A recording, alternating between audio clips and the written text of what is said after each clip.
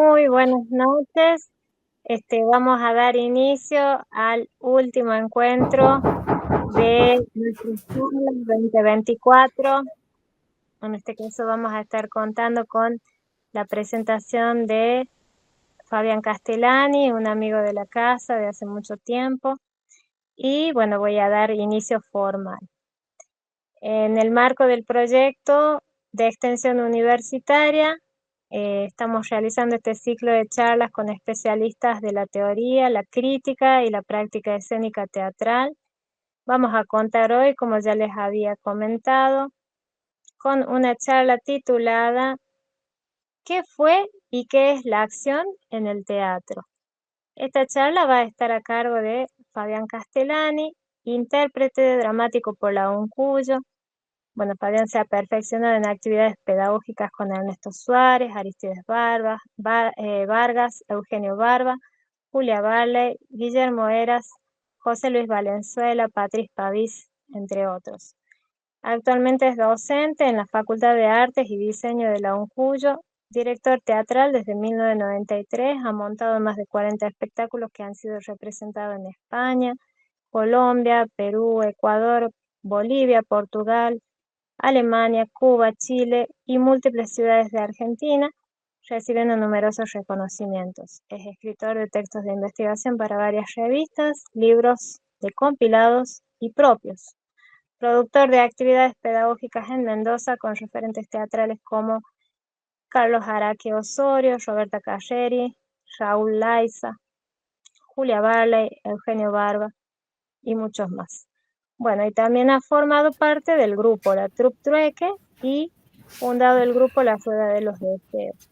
También forma parte hoy de los grupos Bajo la Arena Teatro y Viaje Teatro. Recordarles que esta actividad está organizada desde la Cátedra de Entrenamiento Corporal 1 y 2 de la Licenciatura en Arte Escénico de la Universidad Nacional de La Rioja y que este es el sexto y último encuentro del año, ¿sí? Y tiene por objetivo, estos encuentros, estas charlas han tenido por objetivo vincular a la comunidad interesada con el conocimiento de aquellas profesionales del país a los cuales consideramos referentes teóricos de temas específicos abordados por las cátedras de nuestra carrera.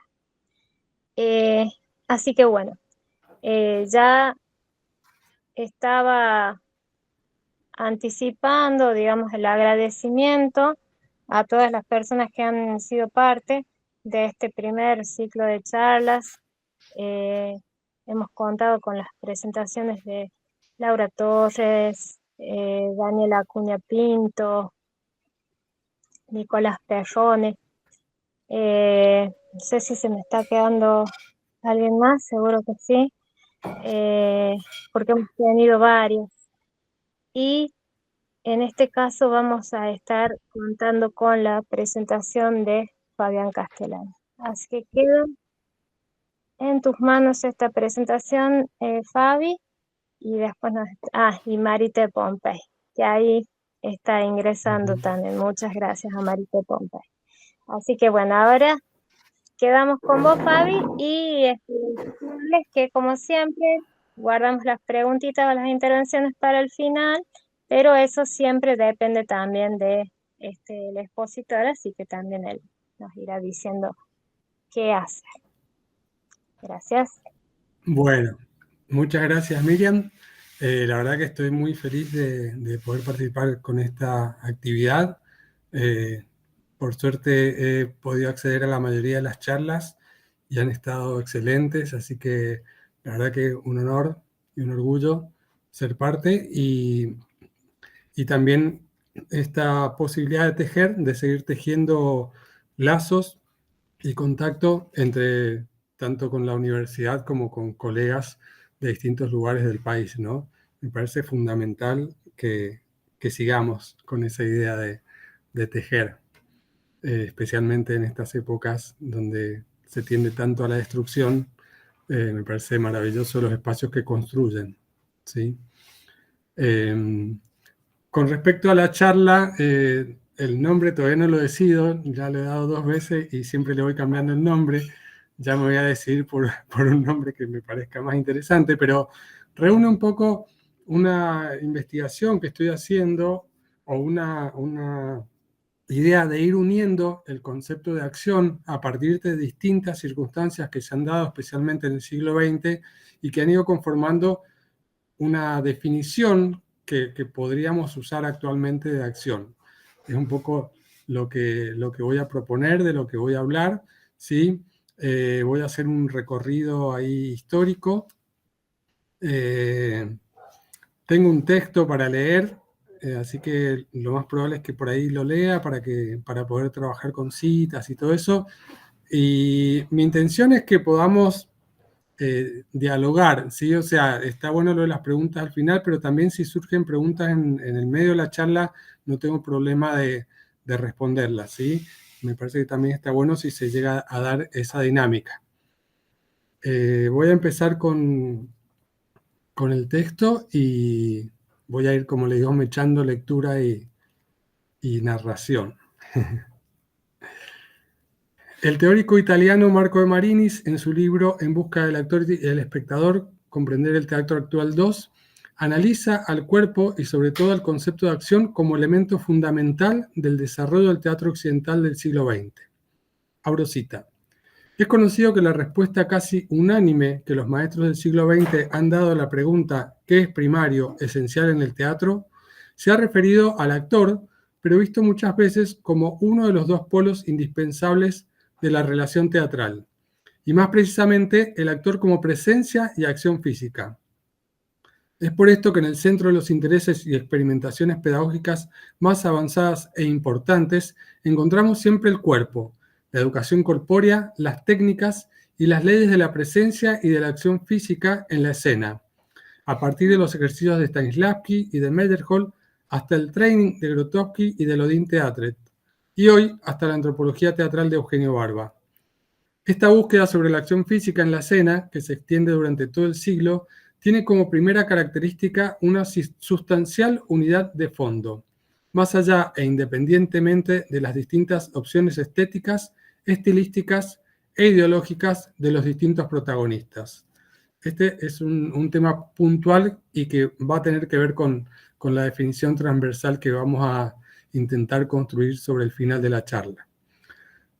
Sigo con la cita, creo que tal unidad de fondo puede resaltar inmediatamente en toda su evidencia sin reformularnos y precisamos el tema de esta investigación del siglo XX en una pregunta.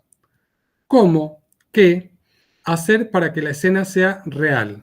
Es decir, obviamente no realística, sino eficaz, creíble, sincera, según los distintos léxicos que encontraremos. A primera vista podría parecer una pregunta demasiado estrecha, limitada, baja, para poder contener verdaderamente todas las grandes cuestiones del teatro de la contemporaneidad. Sin embargo, ha sido justamente a través de las respuestas concretas, técnicas a este tipo de preguntas, que el nuevo teatro ha llegado casi siempre a plantearse el problema clave del valor y del sentido del teatro. Cierra la cita. Y luego avanza de Marinis en definir 2 líneas de acción bien determinadas y no excluyentes sobre las que trabajan quienes pretenden reformar el teatro de su época. Vuelvo a abrir cita. En efecto, en las grandes experiencias de creación y de pedagogía teatral contemporáneos, la investigación sobre la acción física, por medio del redescubrimiento del cuerpo, ha sido una de las vías principales, si no la principal, a través de la cual se han perseguido 2 finalidades aparentemente diferentes y hasta divergentes. Una, hacer del teatro, dándole un cuerpo técnico riguroso, un conjunto de reglas o principios, como todo arte digno de tal nombre. 2, llevar la escena a la vida, la verdadera, auténtica, trabajando ante todo con aquello que se considera la verdad primaria del actor, es decir, su realidad corporal. Cierra la cita. Bien. Este raconto que voy a realizar va a empezar con Adolf Appia, ¿sí? Adolf Appia, allá a finales del siglo XIX, escribe un libro que se llama La obra de arte viviente. ¿Y cuáles eran las preguntas de Appia? lo que Appiah empieza a preguntarse es qué es lo que puede conjugar las artes del espacio y las artes del tiempo. El teatro contiene estas dos posibilidades, ¿sí? Entonces Appiah empieza a preguntarse, bueno, entre una de las preguntas que se hace, pero en este libro específicamente, es eso. ¿Qué es lo que une las artes del espacio y las artes del tiempo? Pensemos que es original su pregunta porque estamos en una época del surgimiento de lo que luego va a ser el textocentrismo, ¿no?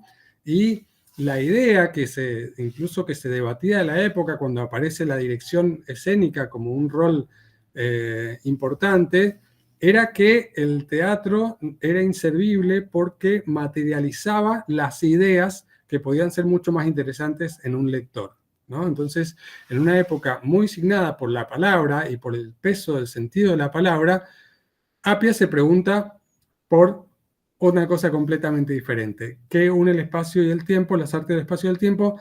Y su conclusión, que está más clarita en las citas, pero la voy a hacer más sintético, es que el movimiento del cuerpo del intérprete es el que va a unir las artes del espacio por la forma de ese cuerpo y las artes del tiempo por el tiempo que desarrolla ese movimiento, ¿no? Recordemos que Appiah es un escenógrafo sobre todas las cosas y que revoluciona la escenografía de la época al plantear escaleras, rampas, toda una serie de artefactos que luego va a utilizar muy bien Meyerhold con el constructivismo, pero que propone todo este tipo de escenografías porque lo que dice es que el cuerpo, al estar en contacto con la tensión que le provoca subir una escalera real o subir una rampa real, va a ser un cuerpo vivo, ¿no? Entonces empezamos ya a tener la idea del cuerpo vivo, de la presencia, que después va a terminar con el Bios escénicos de Eugenio Barba, pero empezamos a ver la preocupación por darle vida a la escena, ¿sí?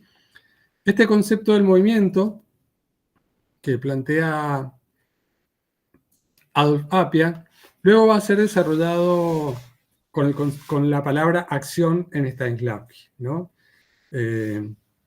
Stanislavski va a empezar a hablar de acción, especialmente en su segunda época, ¿no? Después de toda la parte de la reminiscencia, empieza a tomar el concepto de acción como la manera de poder involucrar la emoción, ¿no? Es importante entender que en estas dos variantes que planteaba Marco de Marini en el principio, la necesidad de Stanislavski es llevar la vida al escenario, ¿no? Hacerla real a la actuación para que sea creíble y un poco lo que va encontrando en su camino es que la acción va a ser modificadora del mundo interno y del mundo externo. A partir de la acción yo voy a poder crear un personaje, voy a poder crear una situación y voy a poder crear una relación con mi partener de escena, incluso con mi entorno también, si es necesario, ¿no? Entonces, vamos a tomar de Stanislavski, porque es muy largo leer todas las citas que tengo sobre Stanislavski, pero vamos a tomar ese concepto, que creo que vamos a estar de acuerdo, que la acción debe ser transformadora, ¿sí? Si la acción no transforma, va a ser inútil. Y ya vamos a hablar un poquito más adelante de la diferencia entre actividad física y acción física, que la plantea Grotowski a partir de Thomas Richard, ¿no? Entonces, vamos a tomar ese concepto de acción transformadora del mundo interno y del mundo externo, ¿sí? De Stanislavski vamos a pasar a Meyerhold. Dicen las malas lenguas que en un ensayo Stanislavski le marcaba a Meyerhold el traslado de un sector del escenario a otro. El actor lo hacía una y otra vez sin conformar al director, hasta que utilizó internamente una secuencia rítmica. Meyerhold era músico. En ese momento Stanislavski le dijo, así está bien. Desde ese momento y a partir de descubrir una matriz técnica para sostener su conducta, Meyerhold decidió seguir su camino de manera individual. Bueno, es probable que esta anécdota sea mentira, pero sí nos sirve para introducirnos en el concepto de la biomecánica, ¿no? El concepto que va a desarrollar Meyerhold. En la época, en este mismo momento, está sucediendo lo que plantea Edward Gordon Craig, ¿no? En el arte teatral, que dice Gordon Craig, la pregunta de Gordon Craig es ¿por qué el teatro no es un arte? ¿Sí? ¿Por qué no es considerado un arte? Y un poco la conclusión a la que llega es que no es un arte porque no está basado en la perfección. Dice, si un músico quiere tocar un la en un piano, un la menor en afinación en 440, el la menor va a ser el mismo aquí y en la China, ¿sí? Si yo como pintor quiero encontrar el color de verde de la blusa de Miriam, mezclando colores, voy a llegar a exactamente ese mismo verde, ¿sí? En el teatro, dice, todo es diletantismo e improvisación, y el actor que en una función da 4 pasos, a la función siguiente da 2 pasos, y a la siguiente da 10 pasos, entonces no se puede construir una idea de perfección, todo está como en permanente cambio, y la solución que plantea Gordon Craig, que no le cae nada bien a la gente de la época, es la supermarioneta, ¿no? La posibilidad de controlar hasta el más mínimo detalle los movimientos y las acciones de los intérpretes, ¿no? Todo esto es lo que empieza a fomentar la idea de perfeccionar el comportamiento físico en la escena, ¿no? Pensemos que Eisenstein también empieza a hablar del cuerpo expresivo, ¿sí? Del movimiento expresivo en la época, y me parece que Meyerhold es el que logra catalizar todas esas ideas con su biomecánica, ¿no? A partir de que tiene que dar clases para la cátedra de movimiento expresivo, él crea los etudes de biomecánica y ahí empieza a trabajar algunos conceptos que también van a ser importantes para una definición de acción. Primero que nada, que todo el cuerpo tiene que estar involucrado para que sea acción, ¿sí? Ese concepto verdaderamente no sé si es de Eisenstein o si es de Meyerhold, pero a alguno de los dos se le ocurrió y lo capitalizó, ¿no? Para que sea acción, todo el cuerpo tiene que estar involucrado. En este momento, para Meyerhold, que quería hacer un teatro para masas, era muy importante que lo que sucedía en el cuerpo del actor fuera claramente visible, ¿sí? Su emoción, todo lo que le sucedía debía ser claramente visible. Por eso era muy importante que el cuerpo tuviera una expresividad grandilocuente. Después vamos a ver más adelante que no hace falta que sea grandilocuente para que todo el cuerpo esté involucrado. Pero ese elemento de la definición de biomecánica nos sirve para nuestra definición, ¿sí? Y otro concepto que va a ser muy importante es que va a analizar la acción por partes, ¿sí? Él la describe a través de 3 momentos, odkaz, posil y troika, que pueden ser traducidas como negación o intención, la ejecución de la acción, realización, y detención de la acción, reacción. Define precisamente el recorrido de una acción, fijando un comienzo, un desarrollo y un final. Para que la acción pueda modificar, tiene que ser exacta.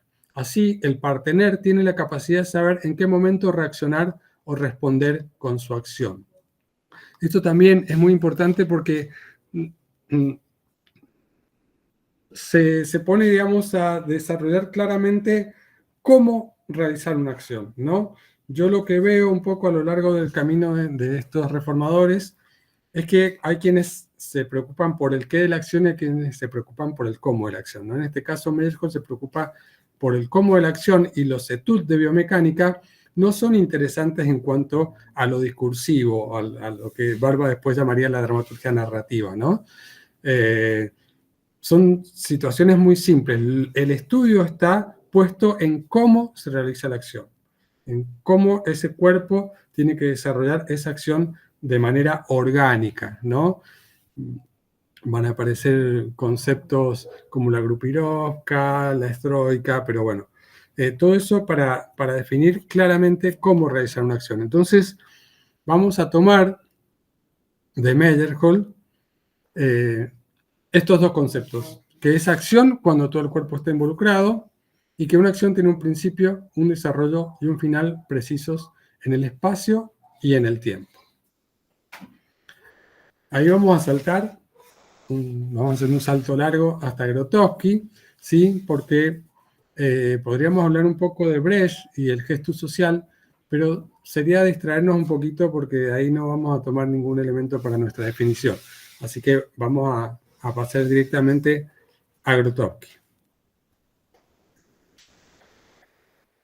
Bueno, el polaco Jerzy Grotowski, quien estudió en la Unión Soviética, y ante la siguiente pregunta de Thomas Richard, después del sistema de Stanislavski vino su método de las acciones físicas. ¿Crees que Stanislavski se habría detenido en ese punto? Él responde, no, se murió. Es por eso que se detuvo. Y yo simplemente he continuado sus investigaciones.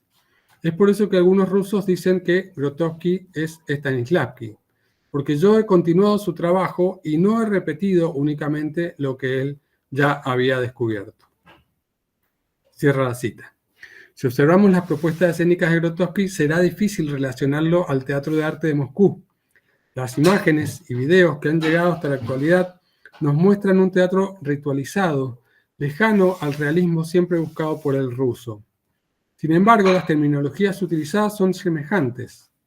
Aquí volvemos a De Marinis, quien nos recordaba que estas definiciones de acción no finalizan en una estética cerrada, porque son principios transversales a distintas miradas del resultado teatral. Hay innumerables características interesantes en el trabajo del maestro polaco, pero como tenemos un objetivo preciso, nos vamos a centrar en sus opiniones sobre el concepto de acción.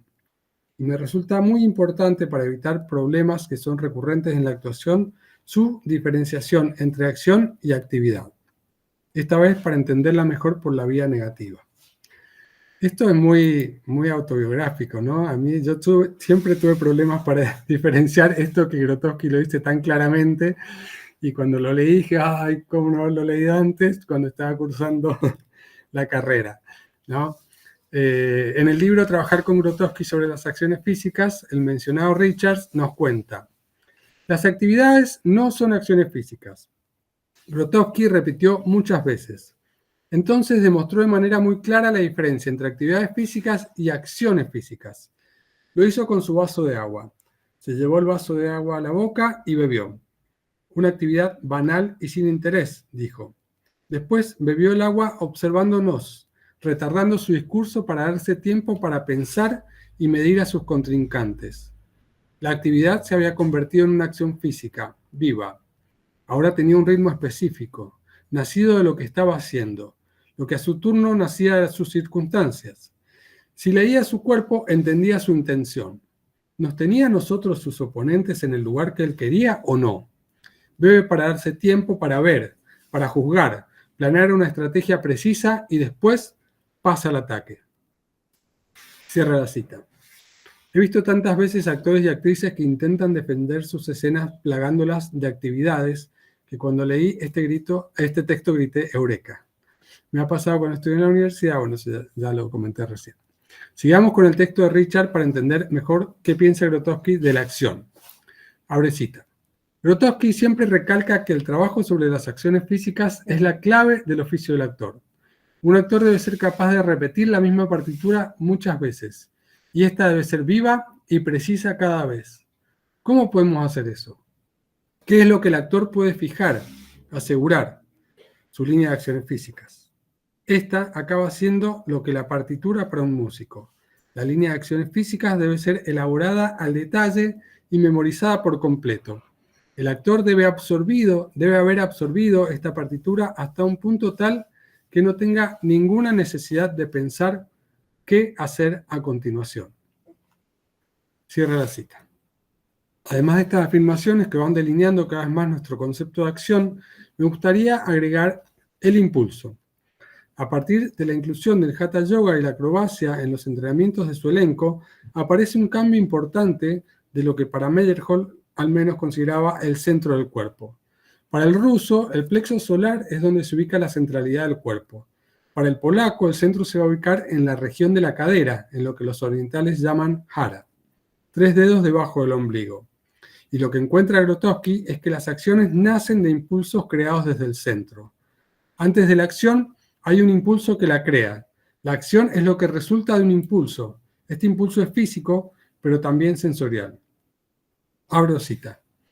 Para Grotowski, dice Richards, los impulsos son algo que empuja desde dentro del cuerpo y se extiende a la periferia.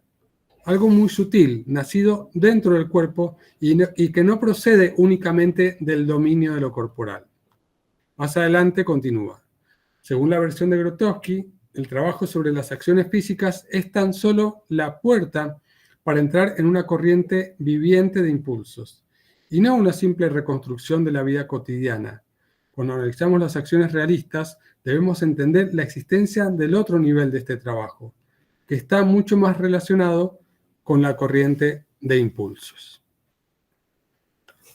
Vamos a agregar entonces a nuestra definición este concepto de impulso. ¿Sí? El impulso debe nacer del motor del cuerpo y es el inicio, es el germen de la acción. Este motor del cuerpo está ubicado en el centro, en el hara. ¿Sí? ¿Vamos bien? ¿O estoy aburriendo mucho? No, sigue, sigue, que tenemos que tener todo para atar luego. Ok, ok. Muy bien. Yo porque me acelero muchísimo, entonces largo todo ahí y después, bueno, capaz que no iba demasiado rápido. Bien.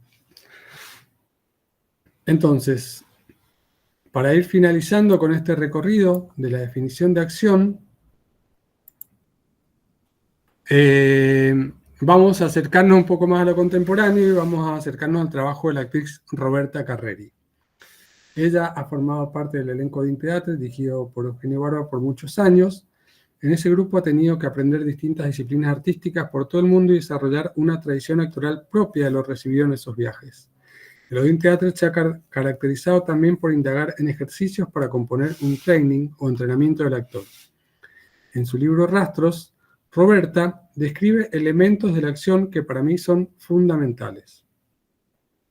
Hay una gran diferencia entre pensar una acción y luego realizarla o ser un todo único en la acción. Esto es cita, perdón, no aclaré. Y sigue la cita. Una acción no es lo mismo que un movimiento. Un movimiento no quiere modificar físicamente algo en el espacio. Una acción siempre quiere producir un cambio. Desplazo mi cuaderno, esto es una acción. Quiero cambiar de posición mi cuaderno. Es decir, tengo una intención precisa. Si en vez del cuaderno se tratase de una maleta pesada, entonces mi intención sería distinta, porque mi cuerpo se prepararía para levantar un peso mayor. La intención. Cada acción es en realidad una reacción a un pensamiento, a una necesidad, a un sonido o a una acción de otra persona. La reacción siempre tiene una intención precisa porque influencia directamente la tonicidad de los músculos del cuerpo. A menudo, el hecho de que el público se aburra se debe a que prevé lo que va a ocurrir. El espectador reconoce la intención del actor antes de que este último realice la acción. Esto ocurre cuando el actor, recordando la acción que debe hacer, se prepara mentalmente para realizarla un instante antes de llevarla a cabo. En nuestro trabajo, el training ayuda a estar presentes en el momento y a través de los cambios de sats a ser imprevisibles. El training acostumbra al actor a cambiar el significado de una acción modificando su intención. Esta palabra, intención, será la última que agregaremos en nuestro recorrido. Toda acción puede ser pensada como una reacción y debe contener en su germen una clara intención. Intención pensada como un objetivo claro para realizarla, quiero mover mi cuaderno, pero también desde lo dinámico, como una manera de poner en tensión el cuerpo de la forma adecuada para la acción elegida. Sin intenciones precisas, las acciones corren el riesgo de ser pura forma o pura información. Yo puedo realizar la actividad de tomar un vaso de agua como propone Grotowski y el espectador entenderá la acción porque lleva la información necesaria. Pero si esa acción no está buscando producir un cambio, ser transformadora, no será acción. También puedo trabajar una acción comprometiendo todo el cuerpo desde el impulso en el centro, pero si no trabajo mis intenciones, esa acción será pura forma, tal vez con un grado de belleza, pero no me transformará ni transformará mi entorno. Entonces, a nuestra definición agregamos: toda acción debe tener una intención clara, precisa y motivadora. Bien, ahí entonces tendríamos un poquito todos los ingredientes con los que vamos a crear una definición de acción, ¿sí?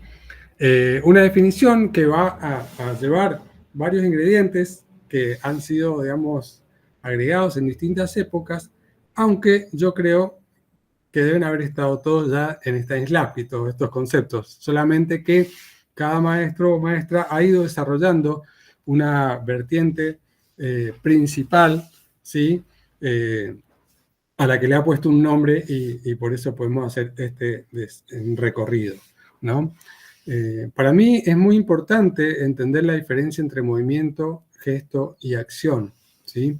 Es muy importante a la hora de entrenar, es muy importante a la hora de darle herramientas a un actor o una actriz, porque todas son válidas, pero es importante entender cuándo yo estoy trabajando sobre una actividad física, cuándo estoy trabajando una acción física, cuándo estoy trabajando un gesto y cuándo estoy trabajando un movimiento. Me parece que cuando podemos utilizar todos esos recursos de manera clara, nos llenamos de recursos actorales, ¿no? Es muy interesante ver un cuerpo que pueda hacer uso de todas estas herramientas, de todas estas vertientes de manera clara y de manera técnica, ¿no? Yo este trabajo lo doy de manera práctica también, lo di para la diplomatura de danza teatro aquí en Mendoza y fue muy interesante poder reconocer en los cuerpos esta diferencia, ¿no? Muchas veces hay discusiones porque hay quienes piensan que cuando uno diferencia entre acción y movimiento está dándole más valor a la acción, como si la acción tuviera más valor que el movimiento. Y no, en realidad no tiene que ver con eso la idea de separarlos, sino tiene que ver con que entendamos que son dos cosas completamente diferentes. Y que nos van a servir para cosas diferentes, ¿sí? Eso es lo que me parece más importante de reconocer, ¿sí? Vamos entonces a leer cómo nos quedó la definición, ¿sí? La definición sería: la acción debe ser transformadora del mundo interno, pero también del mundo externo. Será acción cuando todo el cuerpo esté involucrado. Cada acción tiene un principio, un desarrollo y un final precisos en el espacio y en el tiempo. Para que haya acción, antes debe haber impulso. Ese impulso debe nacer del motor del cuerpo, que es su centro, su jara. Toda acción debe tener una intención clara, precisa y motivadora. Bueno, para mí esto sería una acción. Cuando doy clases o cuando trabajo en un espectáculo, para mí una acción tiene que tener todos estos elementos. Y quiero aclarar justamente que está Gaby en la videollamada, que cuando yo escribí el libro de dirección, yo hablo de que es muy importante tener una definición de acción. Y entonces una de las preguntas que me hacía Gaby es, bueno, ¿y cuál es tu definición de acción? Porque yo no digo en el libro, digo que está bueno tener una definición de acción, pero no aclaro cuál sería mi definición de acción. Y un poco esa pregunta es una de las preguntas que me llevó a hacer un poquito este recorrido de ir entendiendo cómo crear una definición de acción que pueda ser útil en la contemporaneidad, que utilice la herencia del pasado, pero que sea útil en la contemporaneidad, ¿no? Bueno, por lo que veo fui rapidísimo. Yo ya estaría terminando, Pero bueno, tengo muchas cosas para hablar más a partir de que surjan preguntas y ahí empiezo a hablar. Bueno, gracias, Fabián. Este, sí, creo que van apareciendo ahí las discusiones que tenemos también dentro de esos ámbitos también, ¿no? En los que estamos ahí mezcladitos con la gente de la danza. Me resonaban muchas cosas que estabas hablando. Bueno, abrimos a preguntas o abrimos a intervenciones, pueden levantar la mano. Yo, en principio, me gustaría saber a qué haces referencia cuando hablas del mundo interno y externo. Ujú, Digamos, sobre todo cuando se habla del mundo interno, ¿no? Porque creo que ahí estaría como ujú, pensar que tiene que ver con esto, que es lo racional o no, ¿no? Así como un poquito ampliar ujú. eso. Buenísimo. Sí, me parece claro eso en el trabajo de la acción-reacción, ¿no? De la acción-reacción propia. Em, Muchas veces yo cuando trabajo con partituras de acciones, una acción no modifica a la acción que sigue, ¿no?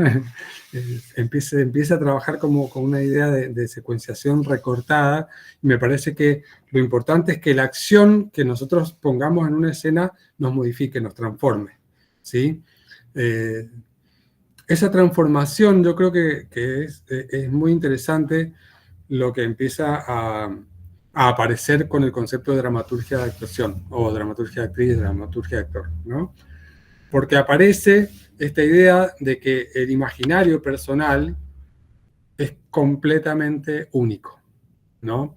Lo que moviliza a un actor no moviliza a otra actriz y viceversa, ¿no? Yo recuerdo cuando en la ISTA en Portugal, Roberta, Julia y Iben mostraron el tre-tre, la partitura del tre-tre, y después Eugenio les preguntó, bueno, ¿cuál es tu imaginario personal o tu mundo interno? Y las tres contestaron con cosas completamente diferentes, ¿no? Sin embargo, la partitura era la misma, ¿no? Entonces, eh, eso para mí fue una manera de entender claramente que lo que sostiene las acciones de un actor o una actriz, hay quienes son completamente técnicos y que piensan en energía y en mover la energía, y hay quienes son poéticos y piensan en que corto la flor del árbol de la sabiduría y no sé qué, y bueno, esas son las imágenes que van a ser eficaces en el mundo interno de cada actor y cada actriz. En ese sentido, me parece fundamental estimular ese mundo interno, que los actores y las actrices lo descubran, que entiendan qué es lo que les funciona, cuál es su combustible, ¿sí? Porque es intransferible, no se puede transferir. Lo que a mí me funciona como actor, seguramente no lo voy a poder transmitir. Entonces, es muy importante eh, que se vaya descubriendo qué es lo de qué manera yo puedo estimular mi mundo interno, ¿no? Eh, Está el concepto Genial. de línea de Gracias. pensamiento, Sí. está el concepto de imágenes, ¿no? Ahí hay de estas dos ideas, la línea de pensamiento stanislavskiana, que es como más cronológica y lógica, y lo que plantea Barba del pensamiento por saltos, ¿no? Donde ya no hay una cronología del pensamiento, sino que el pensamiento puede ir y venir, ¿no?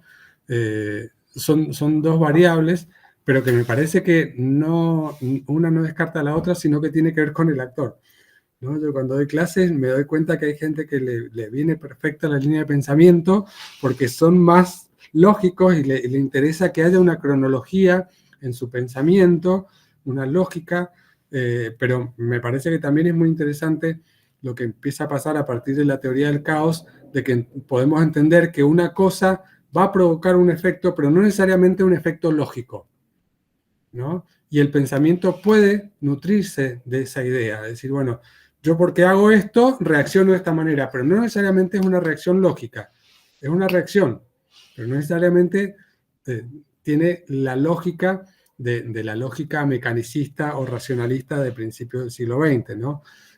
Y todo eso me parece que es interesante y nos va abriendo posibilidades de cómo trabajar este mundo interno.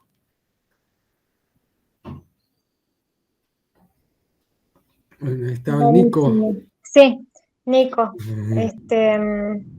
Sí, yo me preguntaba si es que es una condición realmente para la acción, pero es para debatir, digamos, para seguirlo pensando. Gracias por la respuesta. Bueno, vamos, Nico. Bueno, hola, ¿cómo andan? Bueno, gracias, Fabián, por la charla muy interesante.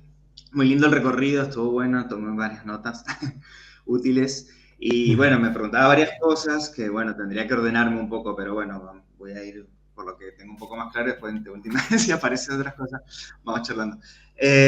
Bueno, primero me pareció interesante como este planteo donde diferencias la cuestión, o sea, lo que una cosa es movimiento, gesto y acción, ¿no? Como elementos muy distintos, sin que por eso uno sea mejor que el otro, o uno deba, digamos, absorber el otro, ¿no? Entonces, pensaba que eso es interesante porque también desde dónde se para uno, ¿no? Si desde el movimiento, el gesto, la acción, también es de donde se construye la poética propia, ¿no? Ya sea en una obra o un tipo de etcétera.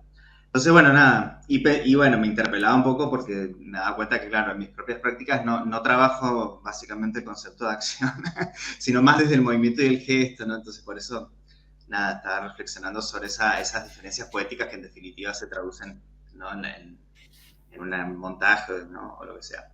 Pero bueno, mi pregunta iba por el lado de, como tu tema es la acción, digamos, si en el entrenamiento, ¿cómo trabajás la cuestión de las acciones? Si hay alguna forma específica. Ahora, bueno, recién estabas diciendo que también ibas considerando como la singularidad de cada actor y actriz, ¿no? Por dónde va más, qué le sirve más, pero bueno, me interesaría saber cómo vos encarás ese trabajo más de dirección, ya sea en un montaje o en un entrenamiento, si el entrenamiento, digamos, es parte esencial, digamos, de la forma en que se van a construir las acciones de un posterior montaje, ¿no?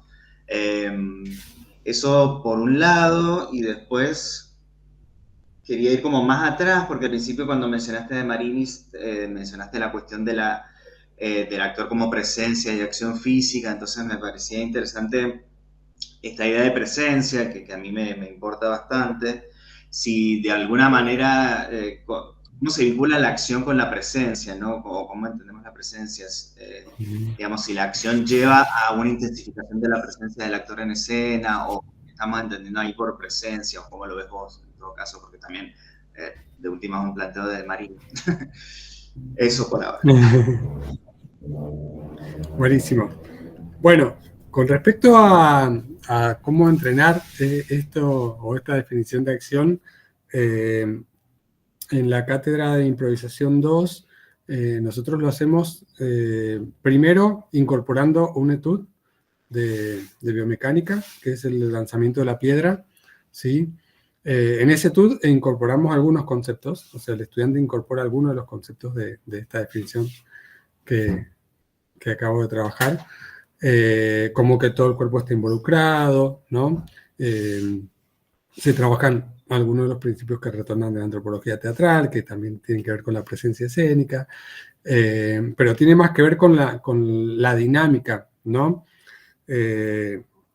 A mí me viene bien la diferenciación que hace Eugenio Barba de las tres dramaturgias, ¿no? La narrativa, la dinámica y la evocativa.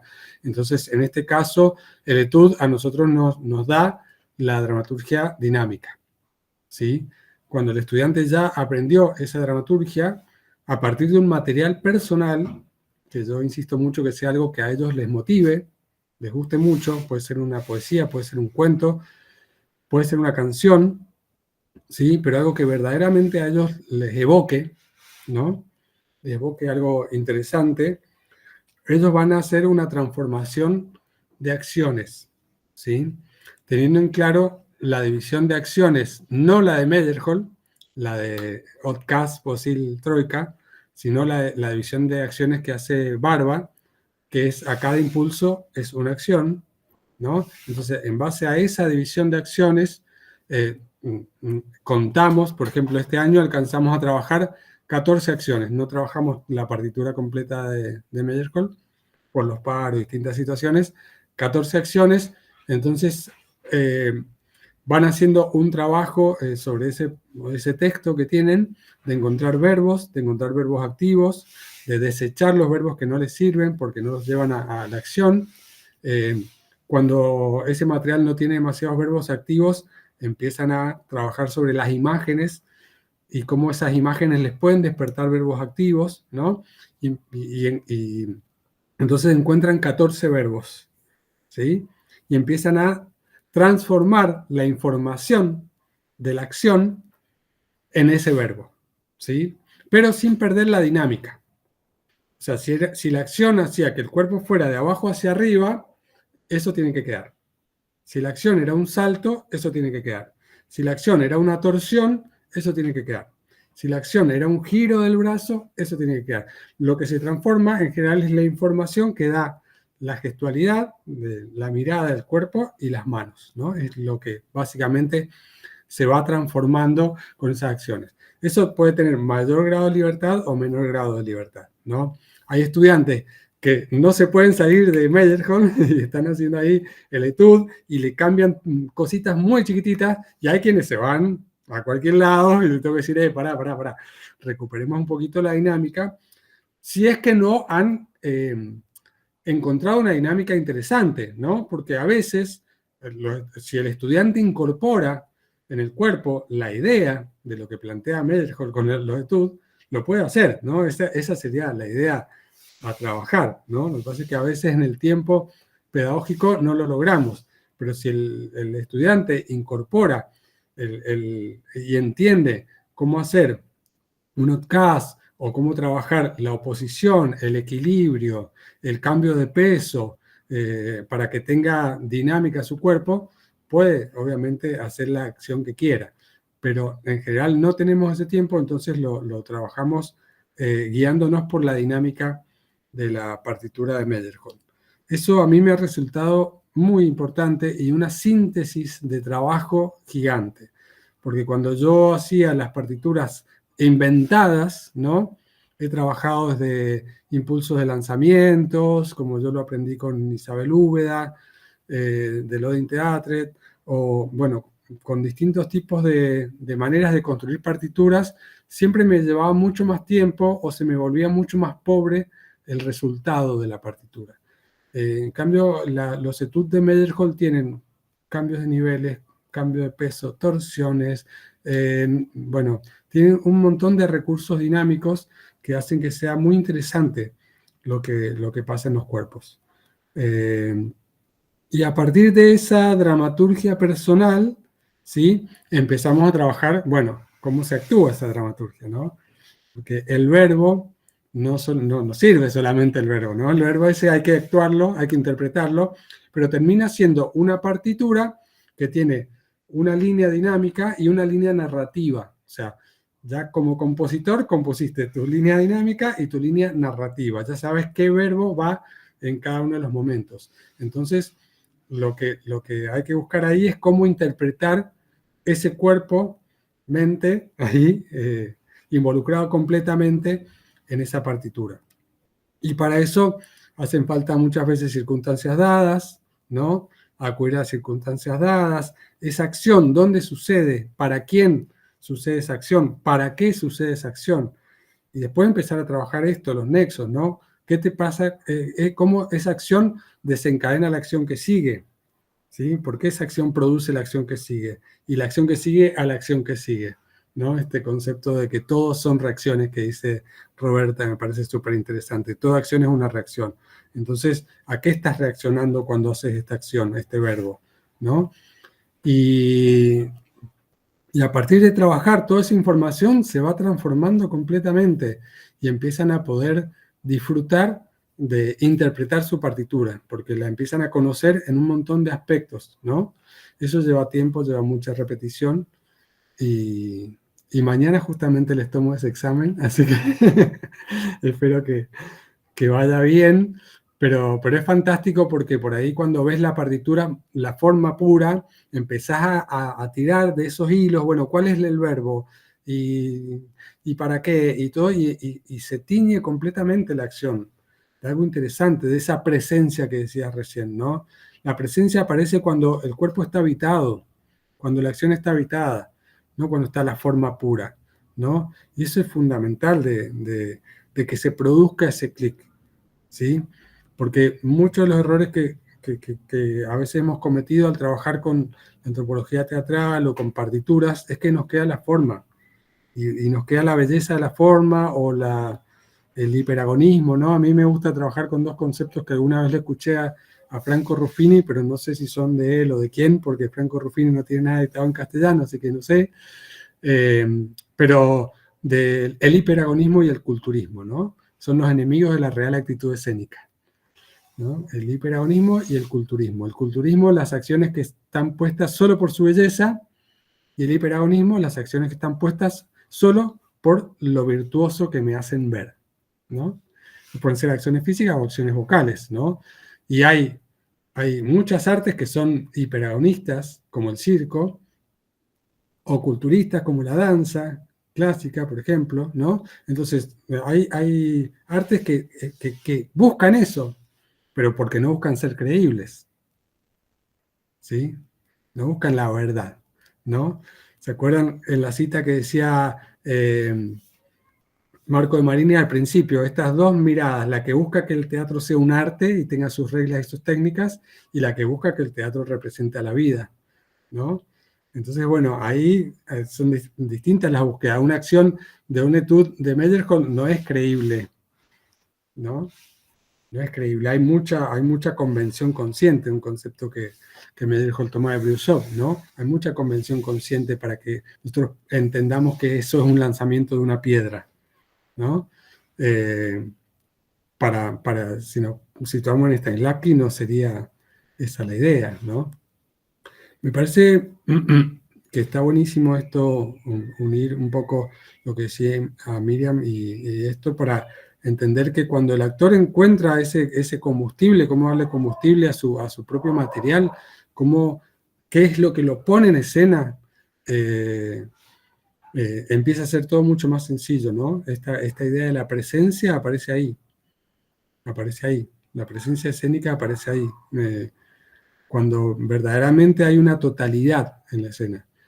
Por eso me interesa que la definición tome aspectos de distintos lugares, ¿no? Desde lo interno y desde lo externo, porque la acción va a ser transformadora del espectador cuando esté un cuerpo totalmente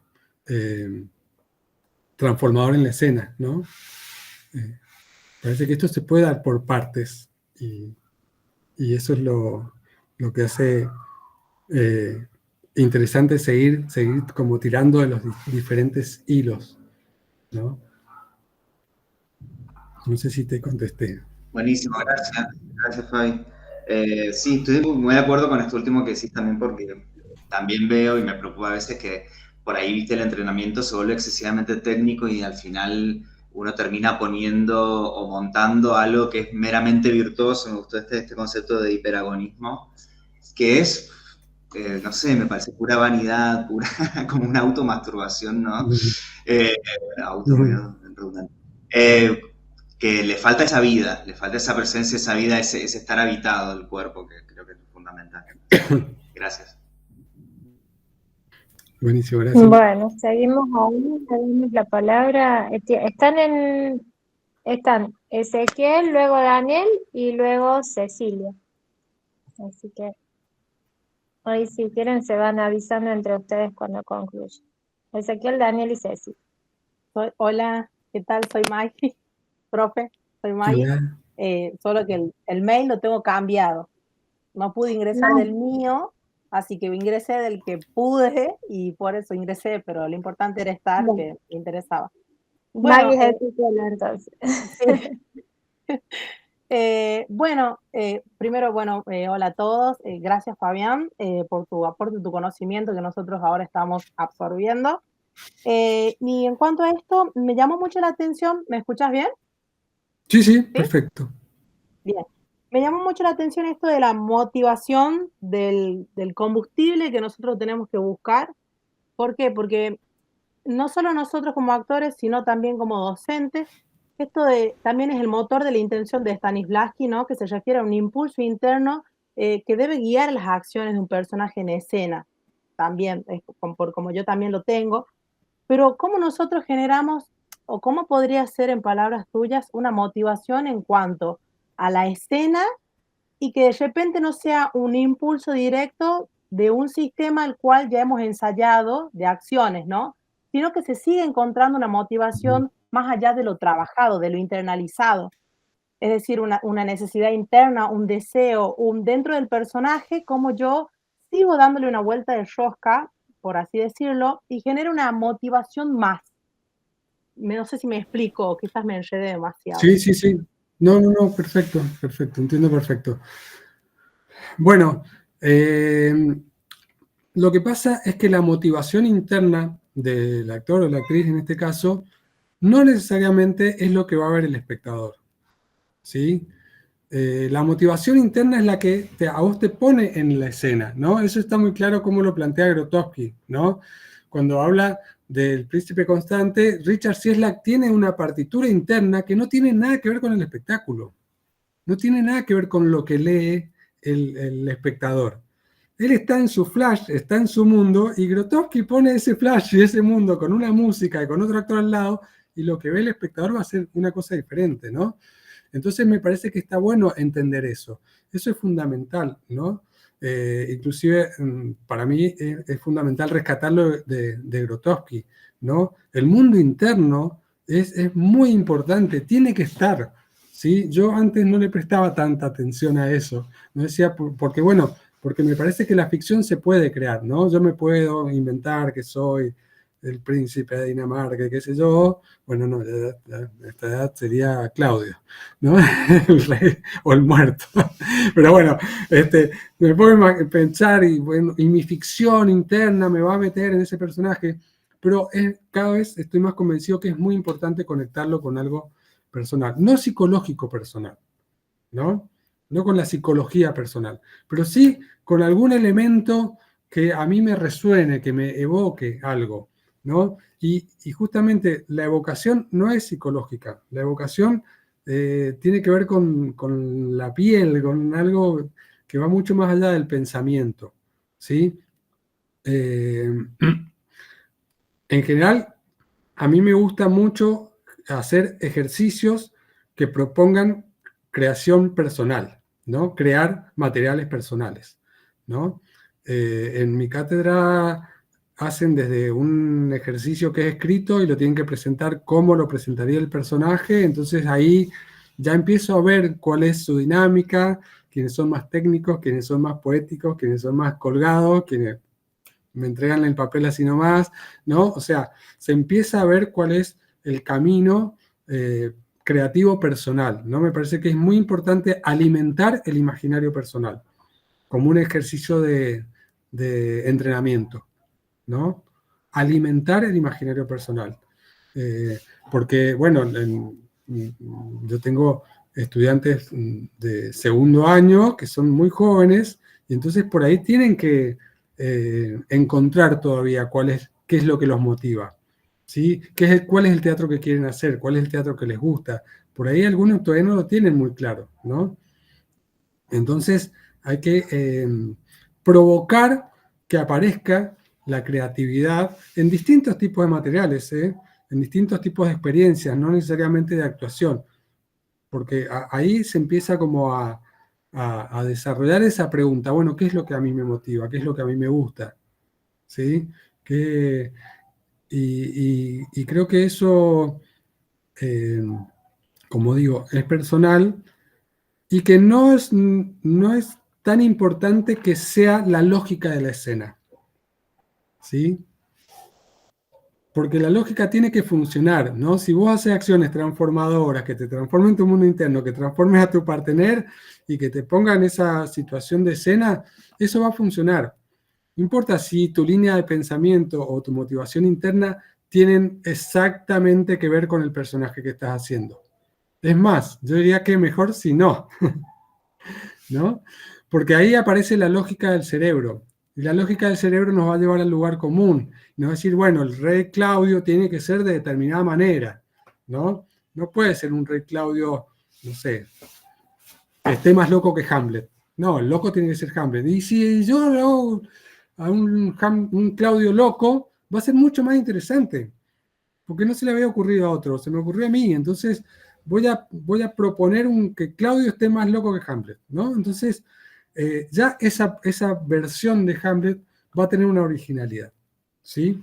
Porque no va a ser la cabeza la que me va a estar diciendo, bueno, Claudio tiene que ser así por las circunstancias dadas del texto que me dio Shakespeare. No, va a tener que ver con mis circunstancias dadas, con que hoy yo tengo ganas de hablar de la salud mental, con que no sé qué cosa, y entonces ahí va a aparecer el Claudio que a mí se me ocurra. ¿Se entiende? Entonces es muy importante estar ahí como nutriéndose en los procesos creativos de todo lo que sucede, ¿no? Anne Bogart dice, la curiosidad conduce. Cuando yo estoy en un proceso creativo, la curiosidad me va diciendo para dónde ir. ¿Sí? El estar atento a los temas que escucho en el día, las letras que escucho, lo que me pasa, si me encuentro con alguien y me cuenta una historia, todo lo que me va pasando en un proceso creativo me tiene que nutrir, me tiene tengo que empezar a ver el proceso creativo en todas partes. En la carnicería, en el ensayo, en la clase, ¿no? Lo tengo que empezar a ver en todas partes y agarrarme de todo lo que va pasando y así se va nutriendo, ¿no? Pero me parece que está bueno diferenciar eso. No necesariamente tenemos que construir el mundo interno o el imaginario interno o la línea de pensamiento o la subpartitura o el subtexto con una idea lógica. Yo ahí, digamos, me parece que ahí estamos en una época diferente a la de Stanislavski, ¿no? Donde sí todo tenía que ser lógico, donde sí era la época de la lógica, de acción-reacción lógica, de que una cosa, una causa y un efecto tienen que tener una correlación de lógica. Me parece que hoy en día no, estamos en otra época, eso ya pasó. Estamos acostumbrados a que el mundo nos sorprende todo el tiempo pasan cosas que nos parecen que no deberían pasar o que no podrían haber pasado y pasan, ¿no? Porque las causas de efectos ya no tienen lógica. No las podemos entender desde la lógica. Y me parece que esa es una manera también que está buena de entender cómo sostener. Y si te motiva a vos, te va a motivar todas las veces que lo hagas. Si te motiva, te va a motivar siempre. ¿Sí? Si es algo profundo, Sí, ¿no? Que vaya... Sí. Yo, como vos dijiste, con tus alumnos de segundo año, a veces pasa exactamente lo mismo, ¿no? A veces llegamos a un personaje en el decir, creo que ya he explorado demasiado y no encuentro otro techo más allá de lo que ya exploré. Y busco también una motivación para seguir inmiscuyendo, seguir desarmándolo para encontrarles más cosas. Pero también me pasa eso, como decías vos con los alumnos, esto de cómo darles una motivación que realmente mismo ellos no encuentran en ellos, ¿no? Porque ellos no se exploran, porque ellos no dicen cuál es mi verdadera motivación para tal y tal acción, con tal y tal personaje. Eso está muy bueno, esto tener en cuenta, es decir, la curiosidad que sea, ¿no? Que sea lo primero que nosotros pensemos. Llevemos la curiosidad como estandarte, que no hay un límite, que aunque parezca que no va a ser, digamos, lo que uno espera, que sea igual, totalmente. Sí. Sí, porque a veces funciona perfecto eso y quizás no lo exploramos porque nos parece que no debería ser. Claro. Y después cuando lo exploramos, sí, funciona. Y es mucho más Muchas gracias. eficaz. Gracias. Bueno, le damos la palabra a Daniel y después Gabriel. ¿Qué tal, Fabián? Un gusto enorme escucharte, la verdad que fue interesante. Lo que quería preguntarte específicamente, se me han abierto dos instancias de reflexión. La primera era saber en dónde estás proponiendo estas prácticas a nivel universitario y si también, digamos, en tu grupo independiente, también haces el abordaje de la práctica escénica a partir de estos conceptos y cómo varían, digamos, entre un ámbito y otro, ¿no? Teniendo en cuenta que el ámbito universitario es una escolarización quizás mucho más académica que la que puede suceder, digamos, a instancias de un grupo independiente, ¿no? Y la otra instancia que se me abría como instancia de reflexión, esto de decir, bueno, aunque un músico dé un la perfecto, no explica la música. Yo puedo combinar muchas notas de perfección, es decir, cualquier nota es perfecta en sí misma.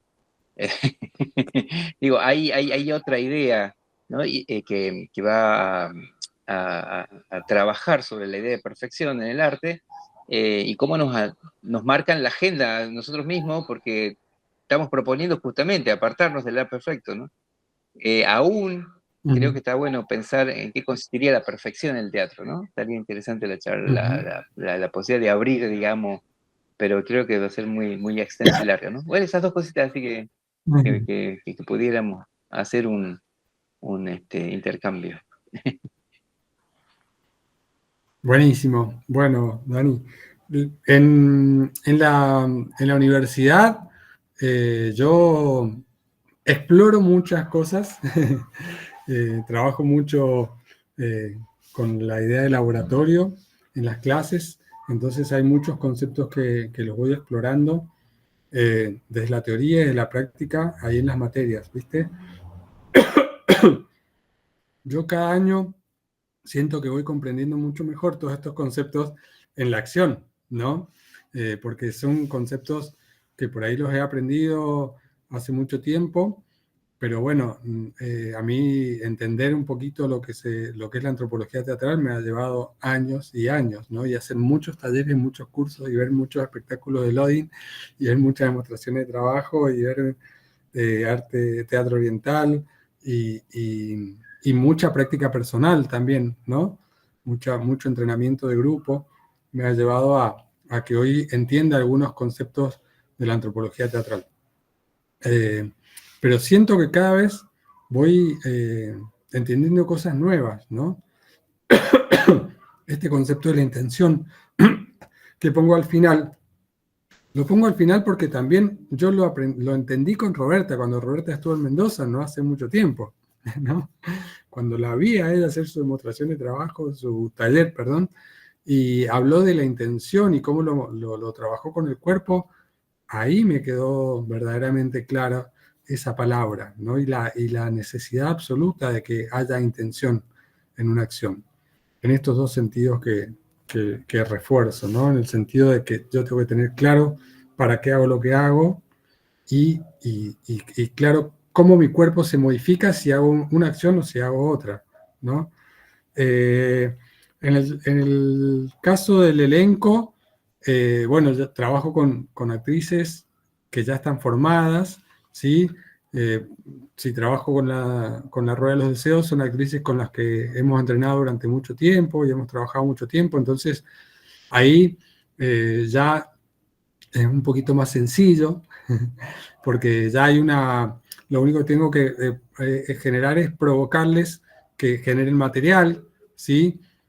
A mí ahí me gusta trabajar mucho con el ejercicio de los viewpoints, un ejercicio que aprendimos hace mucho tiempo con unos austríacos y que después me enteré que era de los viewpoints, que es la técnica que desarrolla mucho Anne Bogart, y ahí hay un ejercicio que a mí me ayuda mucho a generar material escénico y que las actrices de la Rueda también lo han trabajado mucho, entonces ahí empezar a generar material y ya cuando aparece las acciones ya en general tienen esa dinámica, ¿no? Ya tienen esa dinámica que yo necesito para el espectáculo. Después en el último espectáculo que hicimos con la Rueda, en Banderas, que dirigí yo, me gustó mucho explorar esto que digo, la causa-efecto no lógica, y la obra tiene, bueno, es un poco absurda porque tiene mucho juego en ese sentido. La respuesta a las acciones no necesariamente es lógica y eso genera ahí como una cosa extraña hasta que se vuelve coherente. El concepto de la incoherencia coherente de la antropología teatral aparece, pero la información en los cuerpos está, ¿no? El otro día estábamos en Banderas en el Desierto, después de la función nos quedamos charlando un rato con el público y yo les contaba que en el primer ensayo apareció una de las acciones que es muy importante, que es que Federica se estrella contra la pared, y esa acción, que es muy icónica de la obra, salió en el primer ensayo, en la primera reunión corporal que hicimos y que planteé el ejercicio de los viewpoints. En base al texto con el que íbamos a trabajar, ya apareció esa imagen, ¿no? Entonces, bueno, ahí es como un poco más sencillo y es un trabajo mucho más de dirección, que a mí me provoca mucho placer trabajar con todas esas propuestas, y ahí ya tengo para elegir, ¿viste?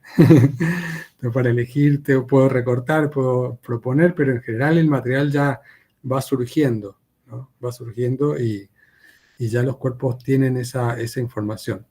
Pero sí me importa mucho la eficacia, ¿no? Sé que es una palabra que en algún momento se puso en jaque.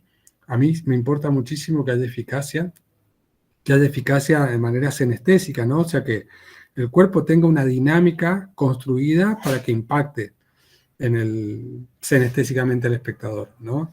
Eso sí me gusta mucho trabajarlo, me gusta que eso suceda, más allá del sentido de la acción, físicamente cómo se provoca y cómo provoca al espectador esa acción. Entonces, a eso le presto mucha atención, a la composición dinámica de la obra, ¿no? Y con respecto al segundo punto de la perfección, bueno, es la mirada de Gordon Craig, esa, pero a mí me parece interesante porque lo que hizo Gordon Craig ahí con todo ese revuelo que se causó con la super marioneta, es que plantea la idea de exactitud en el teatro occidental, ¿no? Recordemos que todas estas personas de las que hablé se fascinaron con el teatro oriental en esa época, ¿no? Desde Stanislavski, Meyerhold, Eisenstein, Brecht, Grotowski, ¿no? Entonces hay una fascinación por un teatro que es codificado, que es exacto, que es siempre igual, que no es improvisado, que no es diletante. Entonces me parece que la discusión que instala ahí Gordon Craig es súper motivadora para lo que va a venir después en el teatro de Meyerhold, de Grotowski, de Barba, ¿no? Que es un teatro que se preocupa por la exactitud.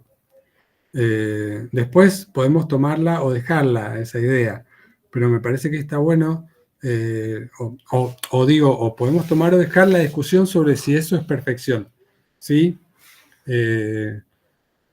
Yo en el libro Sembrar Aconteceres hablo de la diferencia entre un espectáculo maquinaria y un espectáculo orgánico o organismo, y justamente para mí la diferencia es esa, que un espectáculo máquina todo funciona perfectamente, tiene el nivel de eficacia asegurado, ¿no? Como una máquina que no se equivoca, no tiene errores y te entrega al finalizar todas las etapas de la maquinita, te entrega el paquetito cerrado y con la cantidad de galletitas que tiene que tener y con la cintita o sea, todo perfecto.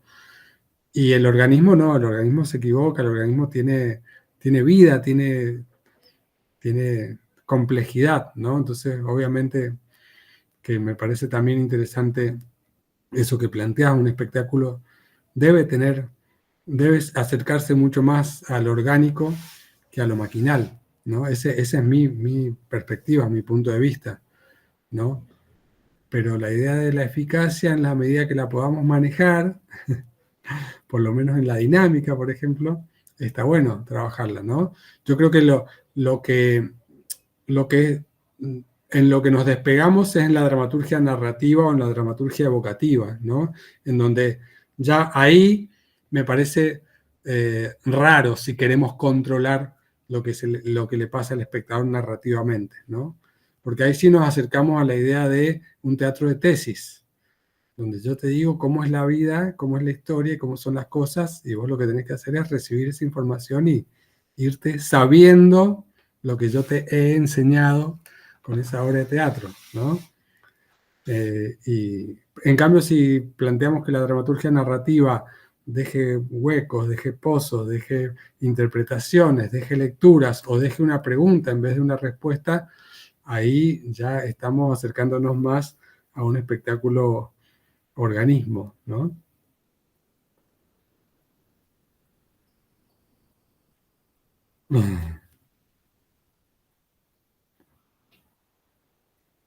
Bueno, gracias. Le damos la palabra ahí a Gabriela.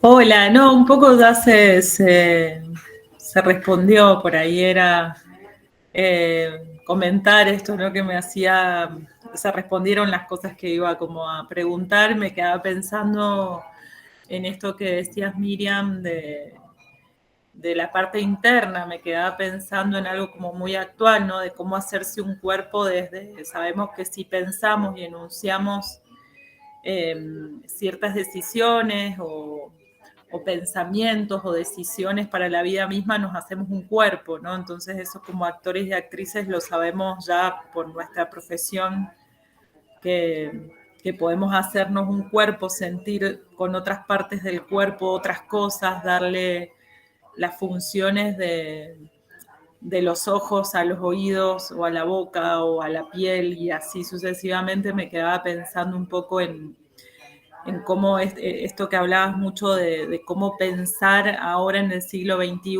esa dramaturgia evocativa, desde dónde, de qué saltos de pensamientos, o en este caso, ¿no? Un poco esto que hablas de lo orgánico como rizomáticamente, cómo generar o qué otras actuaciones aparecen o qué otras potencias o qué otras calidades en relación a estos pensamientos más entreverados en la actuación, ¿no? Como un espacio de búsqueda. Creo que ahí en la acción hay mucha tela para cortar un siglo y el nuevo milenio, no sé, pensaba un poco eso, era más un pensamiento en voz alta más que una pregunta. Así que bueno, nada, y agradecer por el espacio, muchas gracias.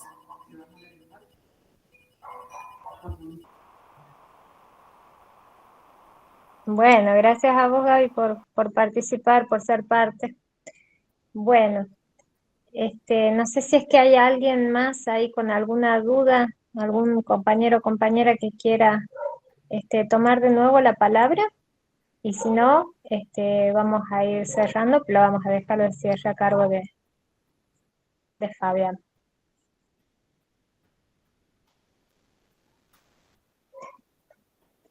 ¿No? Bueno, muchas gracias. Va para mí. Primero que nada, No.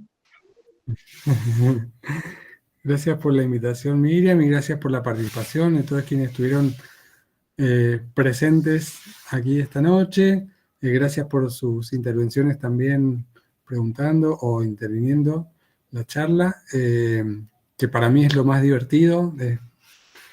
Por ahí el principio es una excusa para después ponernos a charlar y a debatir, que es donde me parece se pone mucho más interesante y más de ida y vuelta.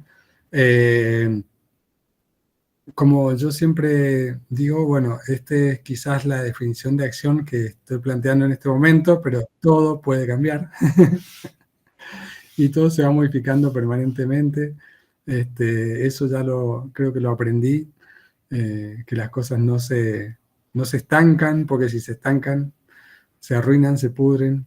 Así que está bueno darle dinámica a todo, especialmente al pensamiento, que el pensamiento sea dinámico, que no sea de estancar las ideas o de imponer las ideas. Así que bueno, esta definición es también un disparador y tiene varias posibilidades, así que cada uno puede tomar lo que quiera, puede desechar lo que quiera de la definición y puede obviamente sumarle sus detalles. Gracias, Nuria, qué bueno que estuviste, me encantó tenerte ahí presente. Así que bueno, esa fue un poquito la propuesta y la verdad que me encantó poder ser parte de esta dinámica. Muchísimas gracias, Fabián. Sí, es importante construir las definiciones que necesitamos en el momento en el que estamos trabajando, ¿no? O sea, ahí cerrar algo para poder seguir y luego, bueno, obviamente se irán construyendo otras nuevas a medida que vamos avanzando en nuestra práctica. Bueno, gracias a todos y todas por ser parte de este ciclo de charlas. Gracias a quienes han dedicado de una manera tan generosa todo su conocimiento y su experiencia. Como comentaba antes, bueno, Daniel, Nicolás, Marité, Laura, Fabián, y bueno, invitarlos e invitarlas para las próximas charlas que se van a llevar adelante el año que viene, que ya van a estar orientadas a lo que sería el área de la teoría y la crítica. Así que supongo que les pueden llegar a interesar también, y también les agradecemos desde nuestro espacio la difusión entre sus estudiantes y colegas para que puedan disfrutar de esos referentes que vamos a tener a principios del año próximo. Bueno, nos despedimos con esos saludos que aparecen en los Meet, y muchas gracias a todos y todas.